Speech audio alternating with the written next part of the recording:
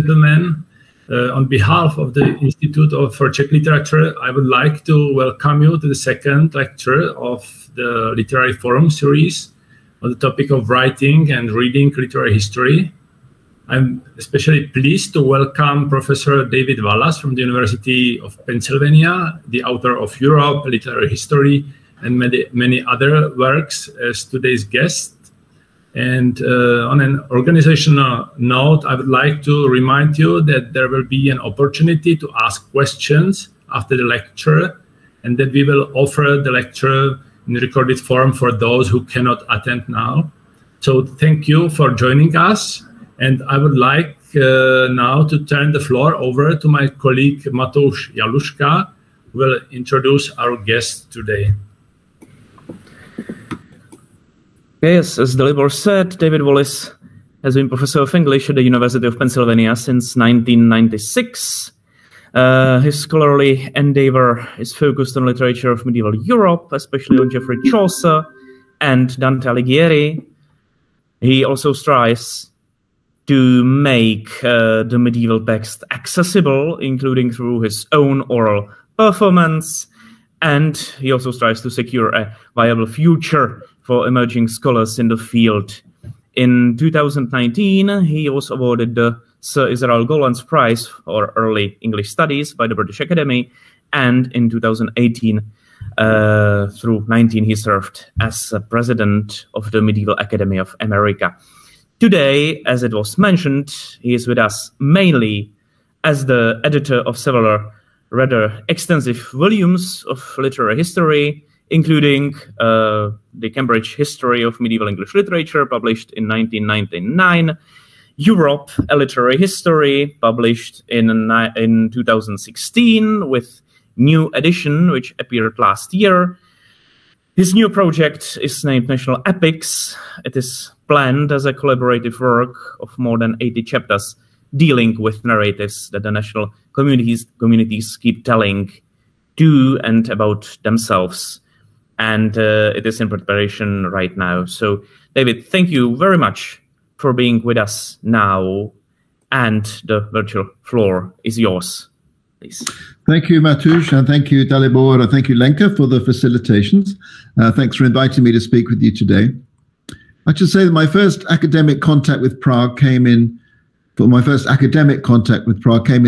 1994, when I joined another of other British scholars who've been asked to help reorient the curriculum at Charles University. Vincent Gillespie and Miri Rubin were part of the group. But my first actual visit to Prague was made in the spring of 1977. And I was then working as a very young lector at the Karl Marx Universität in Leipzig, in what was then a very different world. And the world has changed out of all recognition since then, of course. And Central Europe has changed drastically during the last 2 weeks. And once again, this part of Europe, and especially the region known as Kievan Rus, is at the center of world attention. So my current academic project, as Matouš said, is called National Epics, to be published in about 85 chapters, Oxford University Press.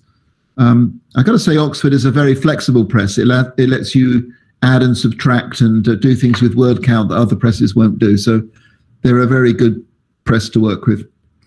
And this is my third exercise in editing literary history, and it'll almost certainly be my last.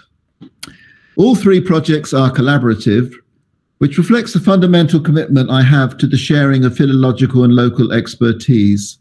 And I see this approach of collaboration as fundamentally different to that of world literature, at least as practiced in North America. So perhaps we could discuss the differences later. The first of these three projects was the Cambridge History of Medieval English Literature, first published in 1999. This was organized partly by chronology, partly by function. There's a sequence of chapters, for example, called Institutional Productions, dedicated to monasteries, classrooms, etc.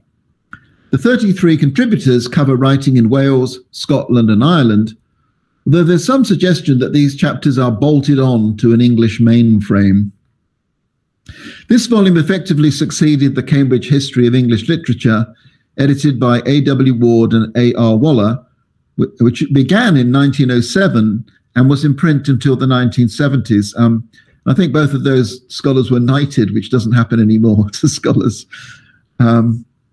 Ward and Waller's first volume in 1907, dedicated to the earliest medieval period, features scholars worthy of a philological hall of fame, but blunts their philology, for the display of linguistic diversity on the page could only militate against any sense of a secure origin for English literature.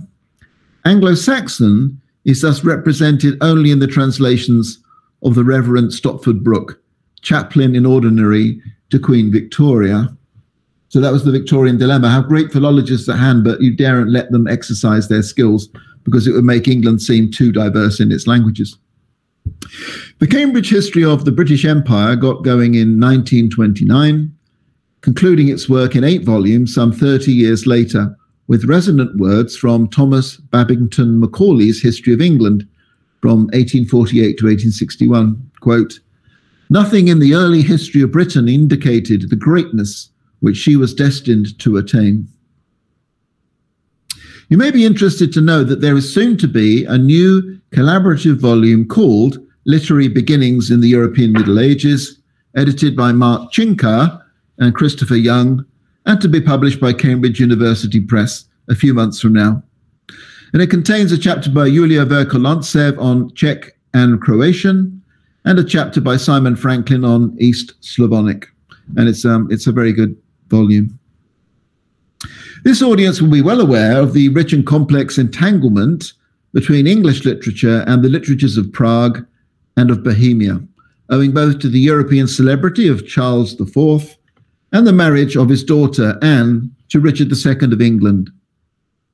I argued 25 years ago that Anne of Bohemia is, in effect, the muse, if not the patron, of England's greatest poet, Geoffrey Chaucer.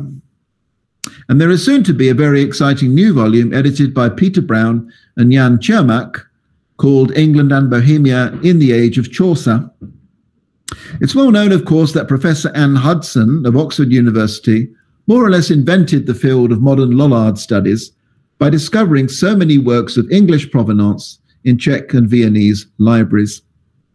And this pioneering work is by no means exhausted. Michael Van Dusen of McGill University, Canada, the current director of the Lollard Society, is discovering that yet another English writer, neither Lollard nor Chaucerian, enjoys remarkably wide diffusion in Czech libraries. That is the mystical writer Richard Roller. And Michael's got a 30-page article from 2018 called Richard Roller's Latin Psalter in its Central European Libraries. And Michael also discovered in Czech archives 3 verse eulogies of Anne of Bohemia found adorning her tomb in Westminster Abbey by a Czech visitor to London, and he discovered them in Czech archives. So my next effort in collaborative literary history with 84 contributors resulted in Europe, a Literary History, 1348 to 1418. And the aim here was to outwit or outrun those nation-based organizational models derived from 19th century historiography that still organized literary history, the Cambridge History of Italian Literature, the Cambridge History of German Literature, and so on. Italy and Germany, of course, had no national state apparatus in place until the later 19th century. The chief organizational principle in our Europe project was a series of itineraries as traveled by texts, pilgrims, merchants, armies, ambassadors, diseases, and migrants. Our first itinerary leads us from Paris to Bern, and our 9th and last itinerary begins in Venice, heads down the Adriatic to Dubrovnik or Ragusa, heads inland, and ends in Prague. And the order of chapters in our Europe project, with Paris coming first and Prague last, suggests something of a revisionary eastward tilt. Certainly, Paris was not enjoying its finest hour in 1418, with an English army soon to break into the Louvre and then liberate many volumes of the Royal Library, leading them off to English captivity. Literary genius does not calibrate by the fortunes of its loci, however, and Parisian literary culture clearly flourished with Charles V sponsoring translation into French, the University of Paris living and working through Latin, and Christine de Pizan sharing a famous Querelle des Dames with its chancellor. But it is not impertinent to compare the Prague of Charles IV with the Paris of Charles V. Wenceslas renamed himself Charles before founding a university at Prague in 1348, as you all know, modelled on Paris, and was thus mindful of Parisian precedents. But the four nations of his Charles University, Bohemian, Bavarian, Polish, and Saxon, suggest a centrally European territorial expansiveness that outreaches Paris, especially considering that each Nazio combined men from many different regions. Moravians, Hungarians, and Southern Slavs, for example, gathered as Bohemians, Danes, Swedes, and Pomeranians were found with the Saxons, and Thuringians and Silesians with the Poles. In becoming Holy Roman Emperor in 1355, Charles IV surmounted a Progensian literary culture featuring not only French and Latin, but also Czech, German, and other vernaculars, plus Hebrew and Glagolitic. His sponsorship of Slav, as well as Latin Christendom, as detailed by Lenka in our 81st chapter, suggests ambition to be a new Charlemagne for both East and West.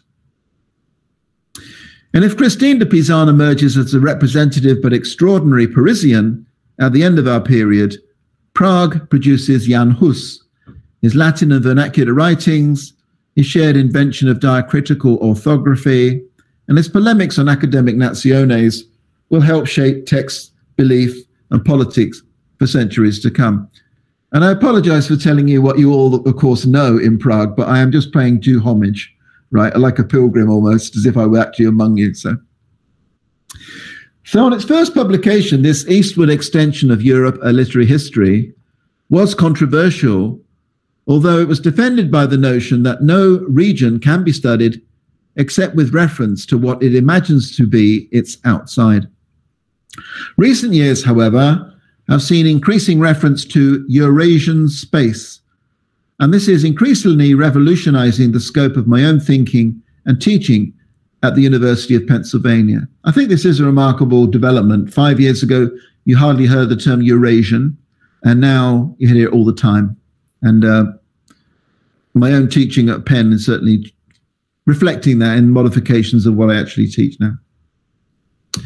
So Europe, A Literary History, 1348 to 1418, was collaboratively developed during the years immediately preceding the Brexit vote.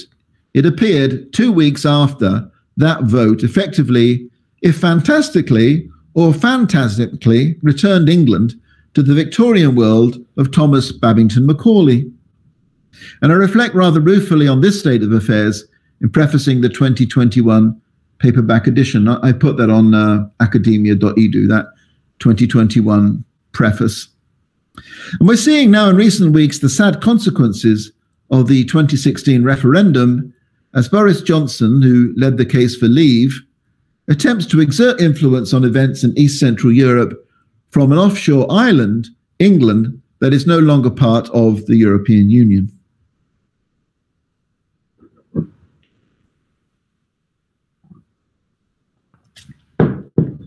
National Epics, my current exercise in large-scale literary history, duly recognizes the hard logic of the 2016 disaster and the recrudescence of nationalism across Europe and indeed the world. Continuity with my earlier work and my core expertise stems from the fact that many texts designated medieval, a problematic if not inadmissible term, outside Western Europe, were revived or repurposed, often in the early 19th century, to express nationalist aspirations. National Epics, then, is a collaborative work of about 85 chapters, now contracted with Oxford University Press.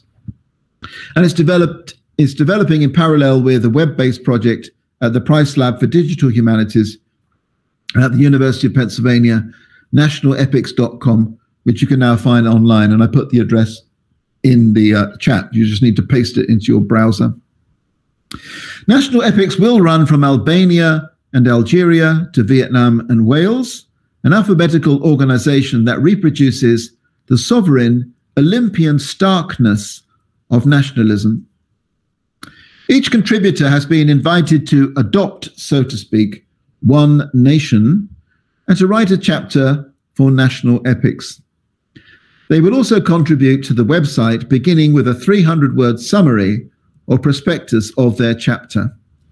Contributors will want, of course, to take apart their assignment. It's not to be assumed that you're just going to follow a set paragraph. To take apart their assignment, to assess the extent to which a designated territorial space shapes or is shaped by epical texts that tell its story to the world. Collectively and cumulatively, we will help augment the emergent disciplinary field known as critical nationalism studies. Some national epics long predate the regions or the nations that come to claim them, exfoliating in multiple and regional forms of telling with scant regard for later national boundaries. Which nation, for example, might claim Gilgamesh? The adoption, editing, and regularization of a national epic may marginalize other contemporaneous narratives. Its internal heterogeneity, linguistic, ethnic, and cultural, may be downplayed for strategic, homogenizing, nationalizing purposes. Precarity may be disguised. National epics are not discovered as such, but are rather adopted, groomed, and cultivated. Some national imaginaries, as in the Caribbean, are taking shape long before there's an independent nation-state to accommodate them. Some national epics, quite often in Europe, have lost cachet and face supplementation, or supplanting, I should say. Others, through critical rereadings, are repurposed in ways that outrun the intentions of their first adopters. Any given national epic, which never static, is forever gaining or losing cultural and curricular relevance. It's never a stable category. The key term epic invokes literary form while carrying Western baggage. Very few pure epics grace the Western canon, although the presence or absence of the form has been used to index relative civility in colonial contexts. Epic here in this project functions as a term of art or of convenience, standing in for many other terms in other languages, such as the Arabic shira or malama, and forms of epicity may vary widely according to the region and the timing of national emergence. So the Song of Q rewrites Chinese pulp fiction into exquisite Vietnamese verse. The story of Hong Gil Dong creates Korean mass fiction for the later 19th century while pretending to follow Hu Guin, who lived from 1569 to 1618, a Chinese master. Hoso Rizal published Noli Me Tangere in Germany in 1887, aiming to liberate his native Philippines through an imperial language, Spanish, that most Filipinos were unable to learn. Pramida Ananta Tuer began his epic tetralogy for a new nation at Buru Island prison camp, Indonesia, in 1973. Each of these Asian works enjoys national epic status. Hong Gil Dong is the Korean equivalent of John Doe, the name we use in America for your signature or your everyman status. Many European works, by contrast, now struggle to sustain their sometime epical nation-making allure to interpolate their own diversifying populations. The project invites contributors then to consider a specific text or texts that become, within designated territorial space, national epics. How and when might an imaginative text emerge that is held expressive of a nation? How is such a choice sustained educationally and institutionally? How is it revised if no longer fit to bear the burden and frisson of national aspiration? Nations change, demographics shift, and texts of yesteryear, once deemed representative, may no longer serve, may read differently, or may prove outright embarrassing. New sagas rise to prominence, hence the plurality of our title, National Epics. Contributors will write of the literary and performative qualities of given texts, but also the agon of a nation and its diaspora, its perennial struggle for cultural self-understanding. If a given epic is currently failing the current needs of an older nation, what newer forms are emerging to fill its space? Are newer nations finding epic-like texts that speak to or help shape their distinctive cultural emergence?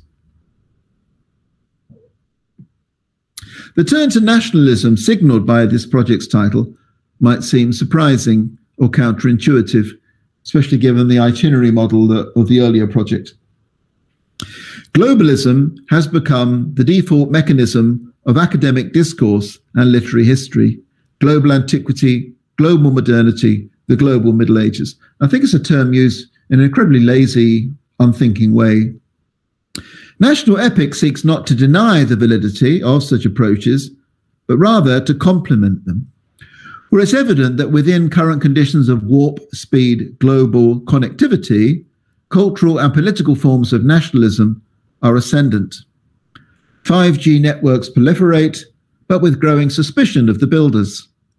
Supply chains seem too long, diseases and oil pipelines cross borders, and voters are swayed by protectionist and nationalist narratives.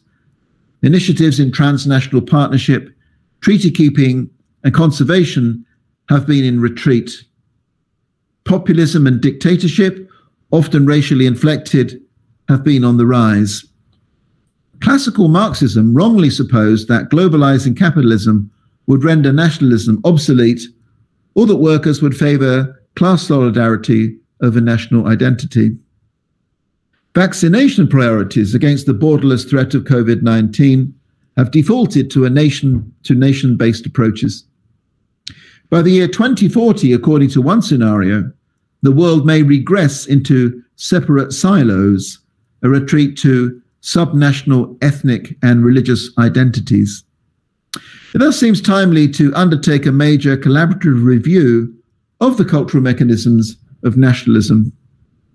This does not represent an alternative to globalism, since the global economy itself exacerbates disparities between regions and nations. It does recognize that the greatest global challenge of our times, climate change, will not be solved nation by nation. Nationalizing epics in laying bare the literary mechanics of nation-making joins many other initiatives now playing through the twinned, defining epics of our time, universal health and planetary survival.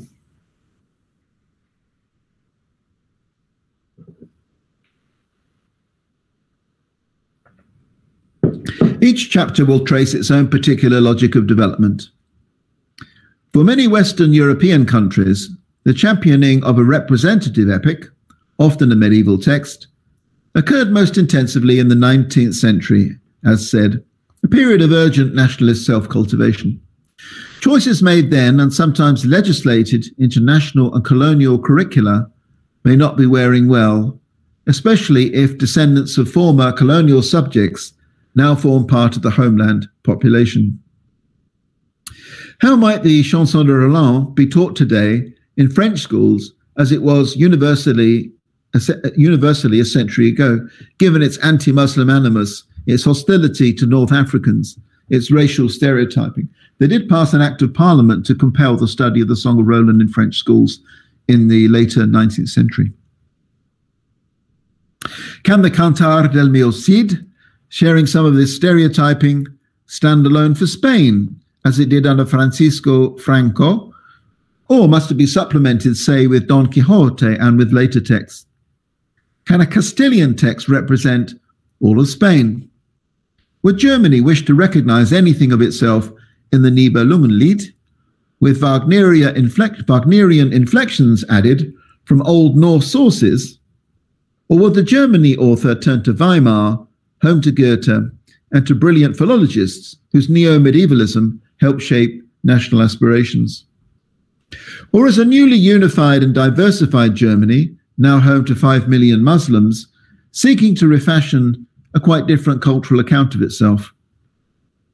How might an Ireland author align the rich heritage of Europe's oldest literary vernacular with the renewed nation-making, again repurposing older materials, of Yeats, Joyce, and Heaney? Iceland's brilliant tradition of saga literature, admired across Europe, helped shape Escape from Danish overlordship in the 1930s. How does it play in Iceland today? India's Mahabharata, a textual complex some 2 millennia old, still spellbinds a nation, as in the 1988 TV version, which literally emptied the streets of India. But the longevity and cultural centrality of such epics may make philological questions especially sensitive. How does Mahabharata fare as a Hindu epic in today's India? The Ramayana, India's other ancient epic, tells of Rama, the archer deity, 7th avatar of Vishnu, a figure the Indian Prime Minister Narendra Modi likens to himself as an avatar of a new Hindu nationalism. But the Ramayana exfoliates through Bengali, Tamil, Buddhist, Jain, Sikh, Nepalese, Cambodian, Javanese, Balinese, Laotian, Malaysian, Burmese, which is Myanmarian, and Filipino versions. In Russia, the short tale of Igor's campaign has assumed extraordinary importance as the only epic-like Russian text to predate the Mongolian invasion. The unique manuscript appeared in the 1790s and disappeared in the Great Fire of Moscow in 1812. If it were less than completely authentic, who would dare say so? Its supposed pre-Mongolian dating and provenance is vital for Vladimir Putin's claim that the ancient culture of Moscow somehow precedes the culture of Kiev and Rus. We are well aware, of course, that the rise of Moscow is associated with the Mongol destruction of Kiev. We are well aware that Kiev is the more ancient and pedigreed Rusian heartland. I'm just going to turn up my volume a hair so I don't have to talk quite so loud. There we go.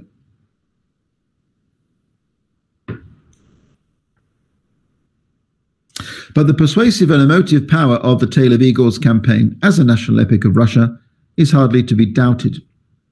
Alexander Borodin's Prince Igor, first performed in St. Petersburg in 1897 and performed at the New York Met as recently as 2014, gives a deeply affective account of Igor's attachment to soil, landscape, birdsong, and motherland.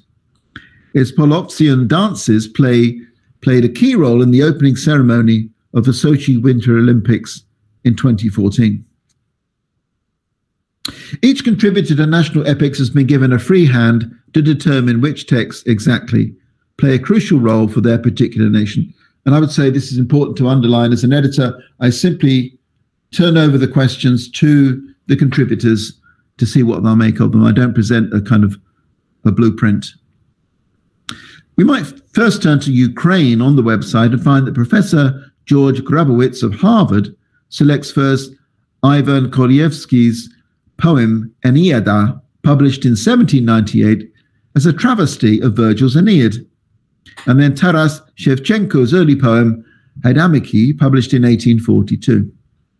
Part epic, part drama and lyric meditation, Grabowitz says, it evoked a bloody 18th century peasant uprising against the Polish gentry in a brooding and Byronic idiom that mesmerized his Ukrainian audience and was broadly discussed in Russian and Polish criticism. Its irony, he continues, was utterly contemporary, and so were its complex narrative form and the poet's anguish at having to revisit scenes of carnage in order to resurrect a sense of identity. Grabowitz's final sentence seems now especially poignant. Its focus, he says, on collective memory and on national liberation through ordeal and sacrifice are archetypal and resonate to this day. So it's moving to think that the memory of literature may offer some resource to the poor people of Ukraine at this moment. Matusz Jaluska will also focus on two texts set rather further apart. During the national revival that began in the last third of the 18th century, Matouš says, the Czech nation was ruled by Austrian Habsburgs for a quarter of a millennium by then, was revived by being inserted as a character into a narrative defined as a community of shared language and legitimized by literary works, hailing for the most part from the golden age of the medieval Czech state. He goes on to discuss the Dalimil Chronicle and then Jaroslav Hasek's unfinished Great War novel, Good Soldier Schweig. And I'll leave it to Matouš to discuss his choices. Our chapter on Slovakia will be co-authored by Zuzana Panksova and Marta Fulpova. National self-representation, their website description says, repeatedly posits a small, ethnically and socially oppressed nation, hard-working Slovaks trapped for a millennium within the Kingdom of Hungary, vividly symbolized by outlaw Juraj Janosic. They conclude by observing that references to Great Moravia and the Cyril-Methodius tradition have been much revived as state symbols and national myths since 1989. We will highlight important moments of instrumentalizing such motifs. Great Moravia's glorious past, Janosic as folk national martyr. Both in artistic creation and political discourse in Slovakia from the 19th century until the present moment. And here I think I'll make an end for now to leave lots of time for discussion. And I'd be very interested to know how anything of what I've said might interface with the kinds of literary history that you're all currently pursuing. So thank you very much. So, I would like to thank Professor Wallace very much for this inspiring lecture that took us literally around the world and opened many intriguing topics and start the discussion. Maybe asking first your collaborators on the National Epic project if they want to add anything. Good idea.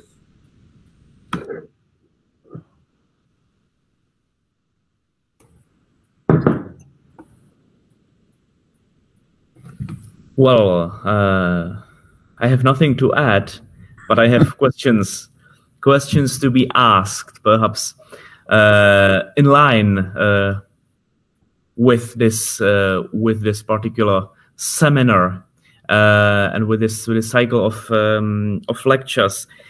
I would like to turn to your essay named "Medieval Studies in the Troubled Times," in which you map the field of literary medieval studies in 1920s and 1930s between the two world wars.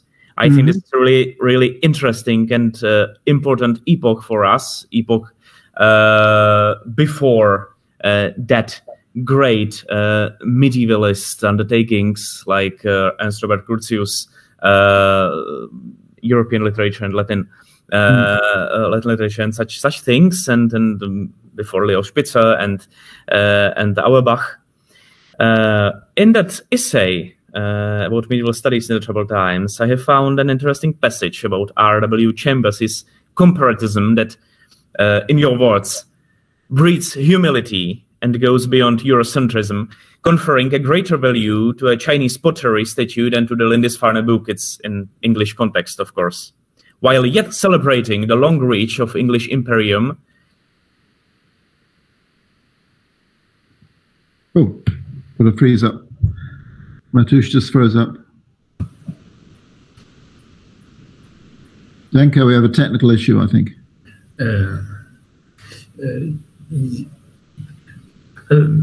Maybe could you react at least to the first part of the question? Because I can certainly do that while we try and get Matouš back. Yeah, that's R.W. Chambers.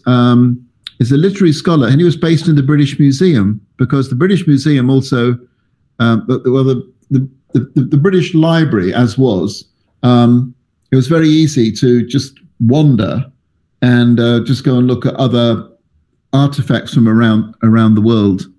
And when the British Library and the British Museum were, closely integrated, and so that's why he would he'd just leave his office and walk down a corridor, and he would see artifacts from China and artifacts from the Lindisfarne Gospels.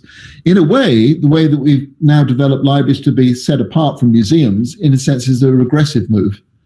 If you think about it, it's just sort of isolating books from artifacts. And so in a way, Chambers was always looking at amazing objects from around the world. And the British Museum, of course, has just brought in the booty from the world, you know, all the artifacts that the British had actually confiscated or stolen from various places and put under this great dome of the British Museum. And of course, issues of repatriation are ongoing, right? I mean, the Greeks want the Elgin marbles back. I think what Matoush is getting about is what about our structures nowadays? You know, as scholars, in what ways are we doing this? Yeah, it's a good question. I think this kind of seminar, I think, is a nice example of what's possible, because I think interested parties can indeed tune in, you know, to form part of conversations around the world. And I've been able to do that in the last 2 years, on the one hand. On the other hand, during lockdown, my library was able to put an awful lot of works online. And also you can get to it pretty much any journal in the world online. And so if you're at a wealthy institution, you can do a kind of global scholarship. But if you're at a poorer institution, you can't. And if you're at Harvard, you've got access to virtually anything and everything. So the relative wealth of the institution does influence, you know, the reach of your scholarship. So there is that equivalent to what Matoush was talking about. Yeah. I'm back, and I'm sorry. Okay, so I see how you did answer my question. Thank you very much. And perhaps on more abstract level, what do you think?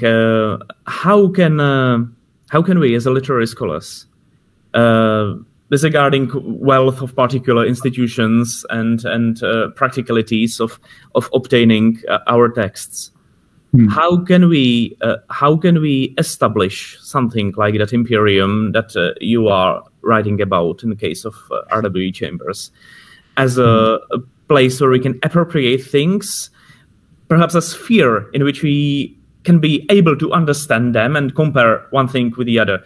Are there any alternatives to Chambers' neoclassical dome?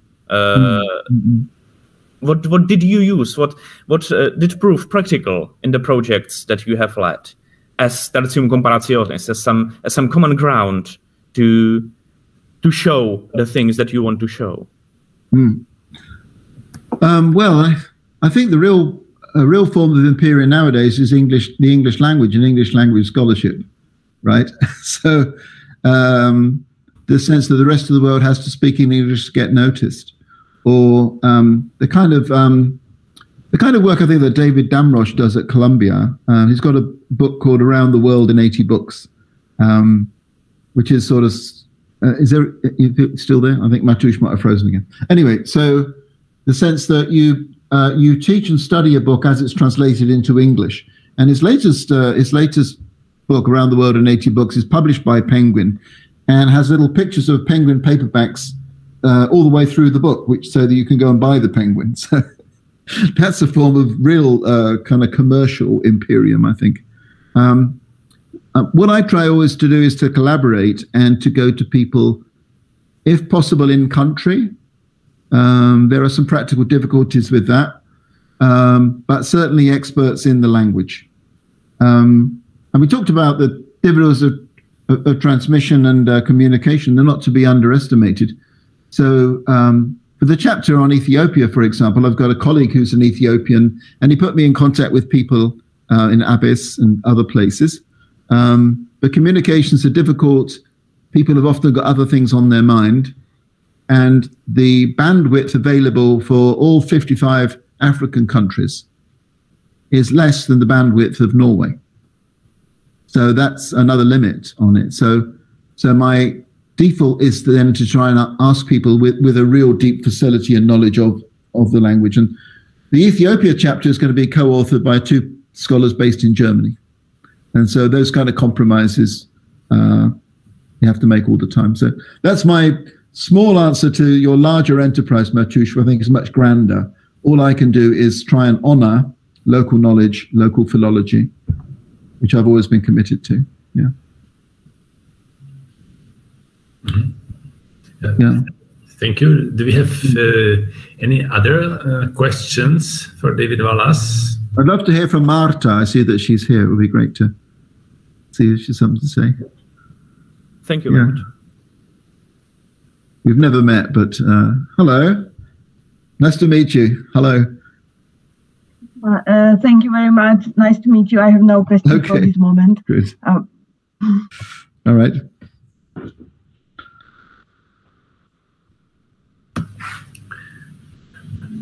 Well, I know that Matush has more difficult questions for me if the rest of you don't rescue me. So if anybody else would like to ask a question, please go ahead. Mm-hmm. Any other questions? If not, I would like to ask you. I actually collaborate on a similar somewhat project by Joop Lersen from Amsterdam, the Encyclopedia of Romantic Nationalism. Yeah. And it's, very interested in the way how these concepts of national epic or national poems influence each other, and how the representatives of national cultures communicated with each other.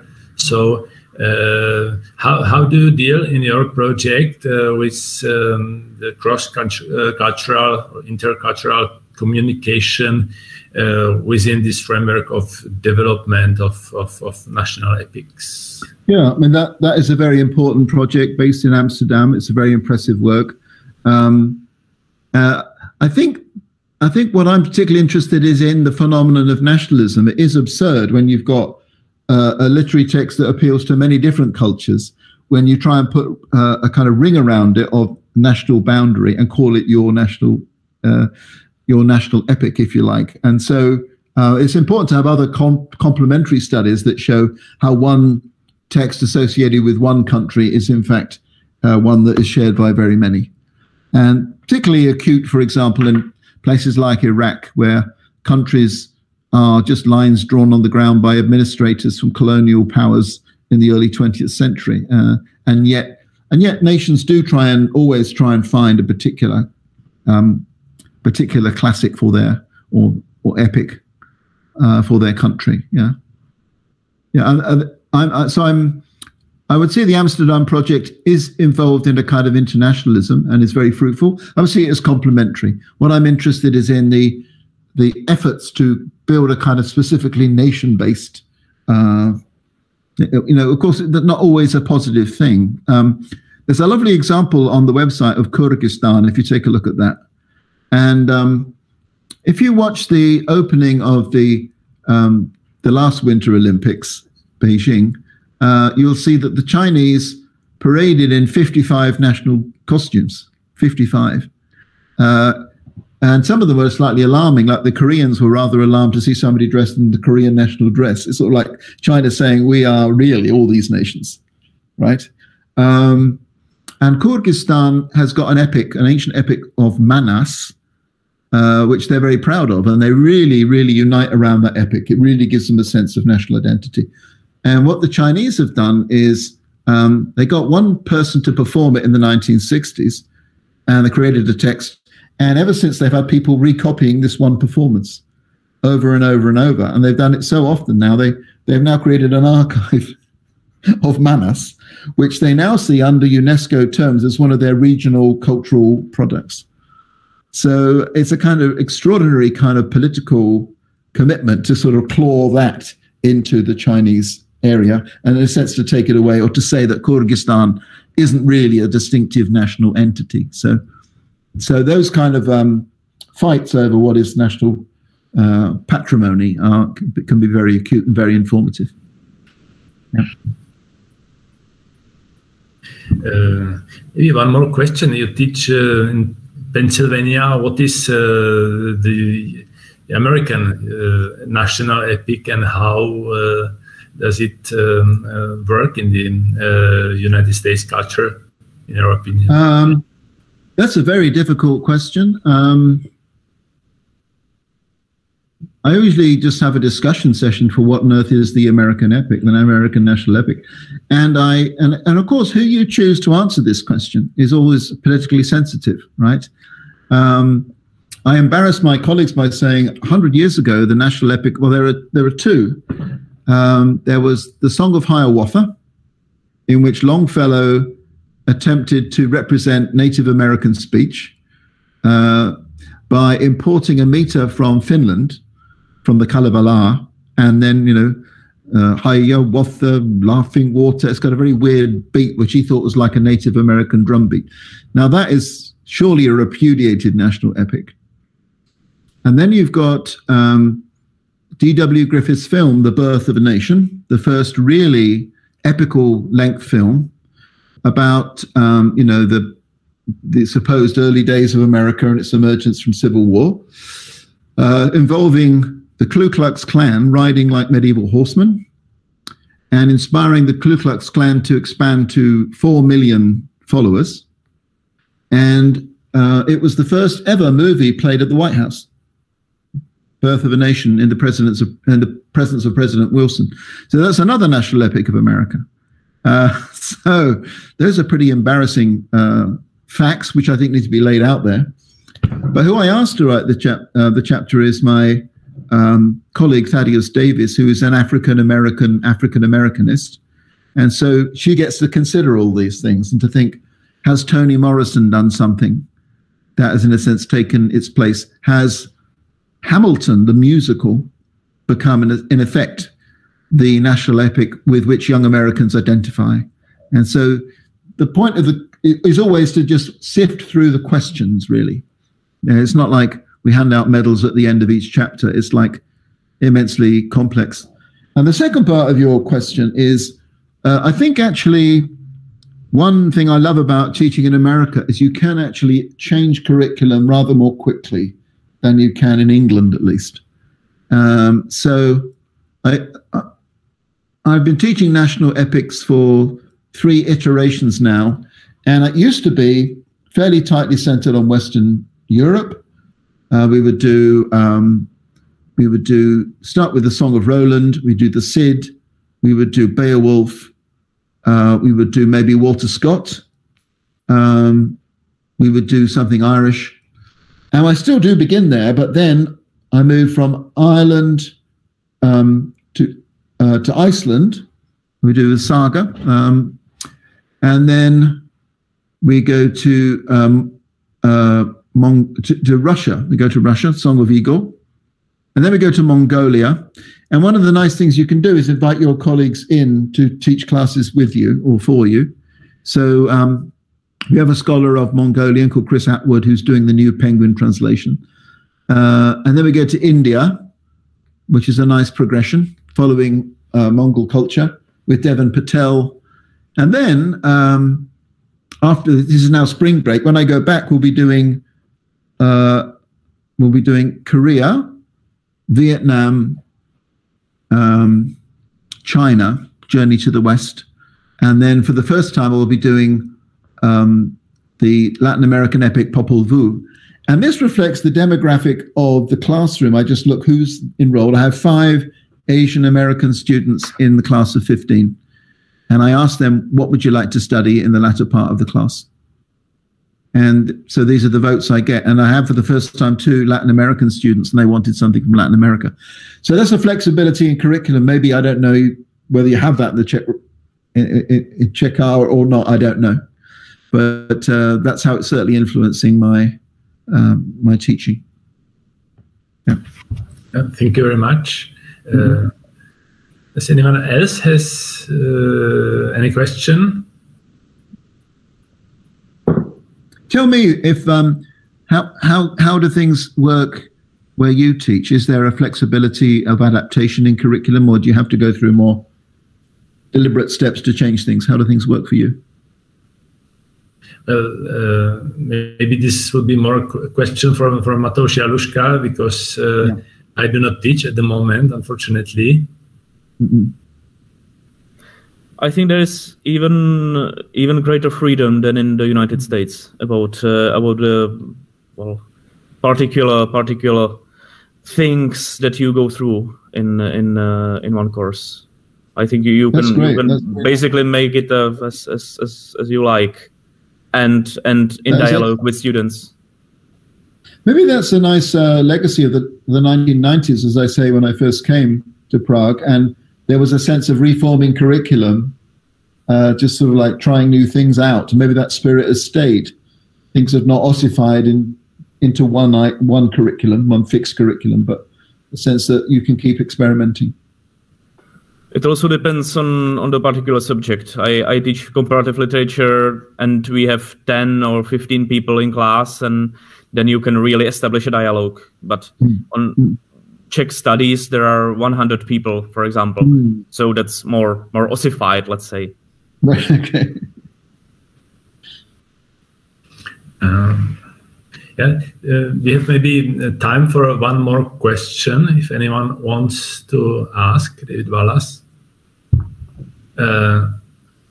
Then maybe, if I may, one more question from your British point of view. You spoke about the present of the United Kingdom, and we can observe this search for identity. Is the national epic something which could be useful here, which could help with these issues, especially to Englishmen? Well, that would be a nice thought, wouldn't it? Yeah. I mean, the Europe volumes came out in 2016, as I say, 2 weeks before the Brexit vote. So it was a bit of a catastrophe. I felt I devoted 7 years to produce the greatest white elephant in the world. You know, the white elephant, a useless beast that's already, sold. But the absurdities and contradictions continue to play out, because the effect of Brexit has to make Scotland determined to become independent again, have a new referendum, and it's also reunifying Ireland. so it's done the exact opposite. I did seek, as I sought for the United States, a person of color to write the England chapter or to collaborate with me, and I couldn't find somebody willing to do it, so I'm writing the England chapter. So I wasn't my own first choice, so I have to compromise with myself. And I think England is a great example of a nation that has never really managed to fix on a national epic. There have been lots of contenders going back to Bede, to Beowulf, but Beowulf is just one poem of any length. I mean, compared to the Old Norse sagas, it's very weak. And in fact, it's actually set in Denmark, and it stars Danes and was first edited by a Dane. So it's a very odd national epic.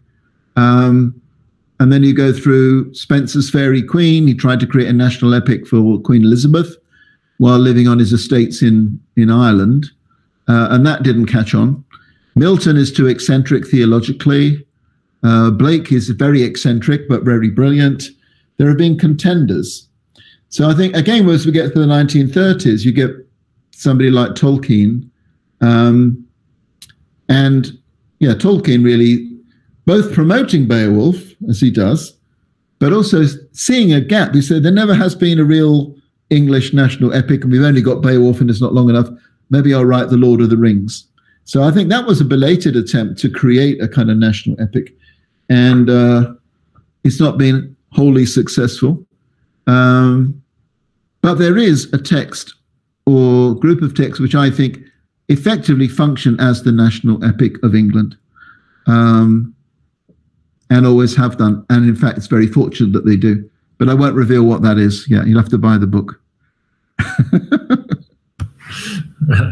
Actually, some people can guess what really the national epic of England is.